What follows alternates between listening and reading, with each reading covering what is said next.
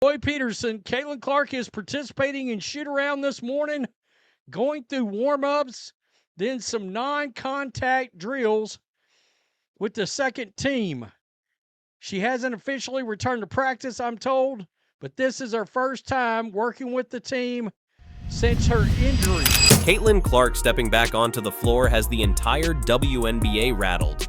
After sitting out for weeks with that nagging groin injury, the Indiana Fever's star guard is finally back in practice, and the question on everyone's mind is simple.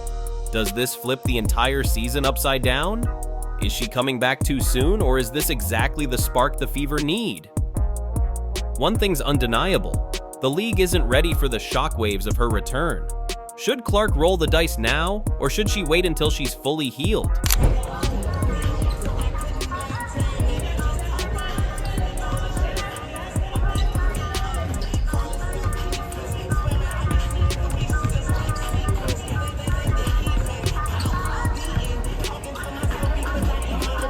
So, here's the reality. Caitlin Clark is back on the hardwood after being sidelined for weeks, and the league instantly lost its composure. Not because it was unexpected, but because deep down, everyone knows this league is orbiting around her right now. Ticket sales, ratings, highlight reels, her fingerprints are all over it. And even if she's only at half her strength, her presence alone shifts the playoff landscape for both Indiana and the WNBA.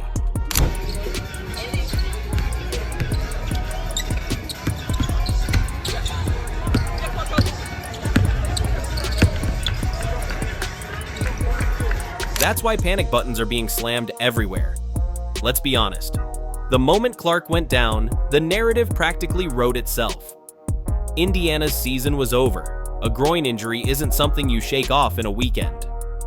Add to that, the Fever already patched together with Sophie Cunningham out, Sydney Colson sidelined, and Aari McDonald missing, and suddenly the Fever looked like a team clinging to survival instead of chasing a playoff spot.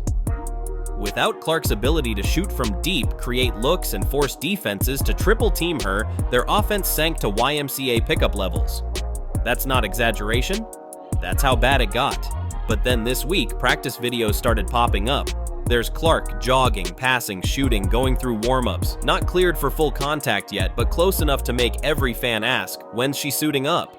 Within minutes, comment sections exploded with predictions, memes, and pure chaos. Meanwhile, the league office, they're sweating bullets. This is the one player they cannot afford to lose, yet the only one they desperately need on the court to keep fans engaged. Now here's the bigger question, should she even risk coming back this year? That's the debate dominating headlines.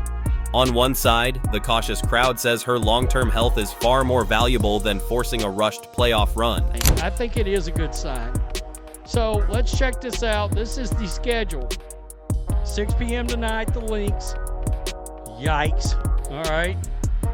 Guys, we're in must-win territory right now. For the playoffs, we are in must-win. The Storm, got to be Tuesday night. I don't think so on this either. However, 4 days later,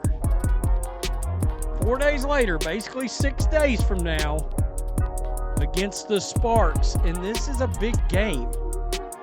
Groin injuries linger, and the last thing Indiana or the league needs is Clark re-injuring herself while trying to drag a battered roster across the finish line.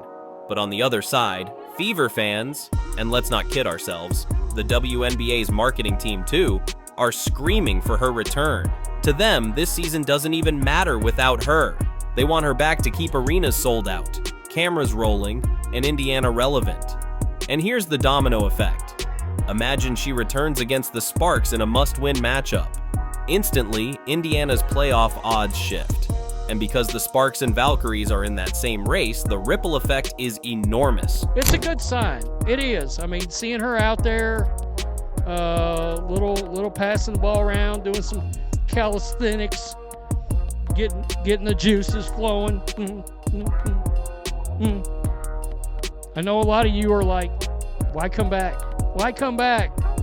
Well, look, if she's back and she can get in the flow and she does need to come back, I think with several games to go to get back and try to find her first rhythm for the year, really and truly, getting a good, then yeah, they become very dangerous with a big 3.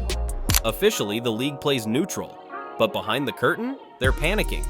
A Clark-led fever in the postseason means bigger viewership, more money, more drama, period.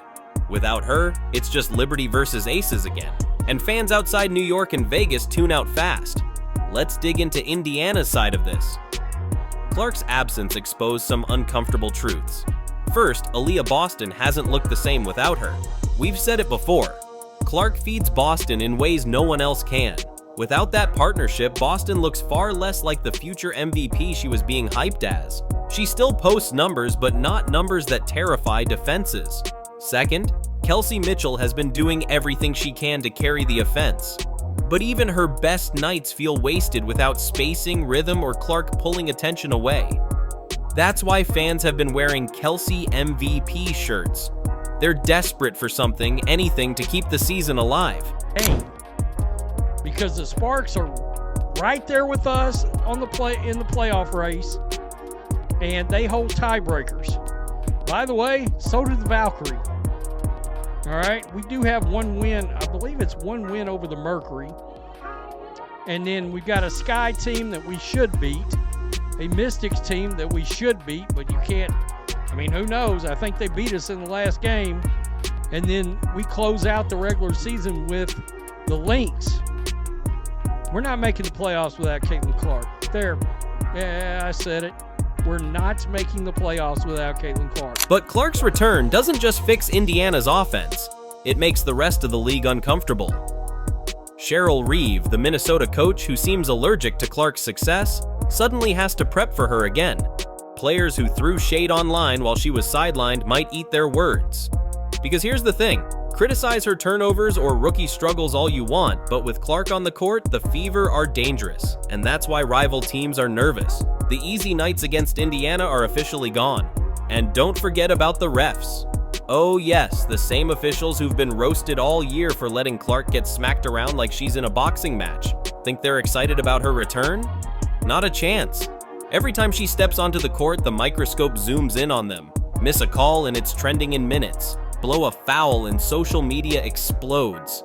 Protecting Clark isn't just about her health anymore. It's about safeguarding the one player keeping millions tuned in. That's pressure the refs simply aren't built for. But let's zoom in on Clark's mentality because that's where it gets fascinating. This isn't someone wired to sit out if she thinks she can contribute. This is the same competitor who dragged Iowa through March battles, who thrives on pressure, who never ducks a challenge. She's already restless on the sideline, watching her team cough up leads and collapse like it's a habit. She wants back in badly. The only question is, will the Fever's medical staff hold her back, or will the league itself quietly step in to protect its biggest star from herself? The bigger picture? Clark so much as touches a basketball and the entire WNBA shakes. That's not an exaggeration. That's reality. If she comes back sharp, even at 80%, she could swing the playoff race overnight. If not, Indiana's toast, and the WNBA spotlight dims without her. Right now, Indiana's playoff hopes are dangling by a thread.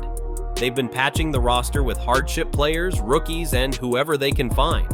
At this point, open tryouts at the YMCA wouldn't shock anyone. Without Clark, the Fever collapse in third quarters like clockwork. But her presence, even short of 100%, flips everything. Defenses shift, spacing opens, Boston breathes, Mitchell no longer plays superhero every possession. Clark's gravity alone makes Indiana watchable again. And that's exactly what terrifies rival teams in the same playoff zone. Remember, Clark doesn't ease back in, she goes full throttle. We saw it at Iowa, we saw it in her first rookie games, pulling logo threes like she'd been in the league for years. If she feels healthy enough to step on the court, she's healthy enough to torch someone. That's her DNA. And this puts the WNBA in an awkward spot. They've quietly enjoyed a Clarkless month because the games were dull enough to avoid the constant spotlight. But if she's back, the attention, and the scrutiny, returns in full force. Every foul, every shove, every hard screen goes viral. Every bad whistle becomes a trending clip. The league can't hide anymore. The internet has already gone wild just from seeing her shoot in warm-ups. Fans are speculating, building hype reels, debating if she should sit out or push for playoffs. And as always, the loudest voices aren't even Fever fans. They're people who either desperately want her to succeed or want her to fail. That's the Caitlin Clark effect. Love her or hate her, you're watching. As for Indiana's playoff math, the situation is dire. The Sparks hold tiebreakers, the Valkyries are right there. Every loss makes the hole deeper. They can't afford splits anymore, they need wins, plural. That's why her possible return is being watched like the Super Bowl. One game could make or break their season. And let's not forget, Clark isn't just Indiana's story, she's the WNBA storyline. Sold out arenas? Clark. TV ratings?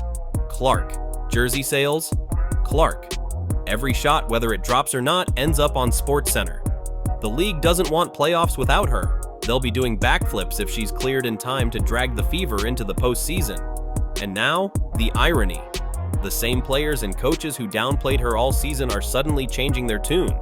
Cheryl Reeves swore the MVP race was Nafisa Collier's. Others whined about the hype. Yet the moment Clark shows signs of coming back, the tone flips. Because deep down, they know it. If she's on the court, their road just got harder. Fans, meanwhile, have been losing their minds. Watching Indiana blow winnable games has been painful. They've been begging for Clark's return, flooding social media with memes comparing the Fever to a G League squad without her. And now that she's practicing, optimism has exploded. But here's the gamble. If she returns too early and looks rusty, or worse, re-injures herself, that optimism dies instantly. Groin injuries are tricky. They linger, they nag, they flare up when you least expect it, and the Fever staff has to decide if risking their franchise cornerstone for a bottom playoff seed is worth it. Knowing Clark, she'll fight to play. That's her nature. She doesn't shrink from the spotlight, she embraces it. Which is why, even if logic says sit her, reality says she'll be back soon, and the whole league will feel it. Now picture this. Her first game back, she drops 20 points, hits a dagger 3 to beat the Sparks. The internet explodes. Indiana is suddenly alive again. The WNBA gets its blockbuster storyline right in time for the playoffs. That's the nightmare for her critics, and the dream for fans who've been starving to see her back. So yes, Caitlin Clark jogging and shooting in practice might look small on the surface, but in reality, it's the domino that could reshape the playoff race, rewrite the league narrative, and drag the WNBA back into the spotlight exactly when it needs it. No wonder everyone's panicking.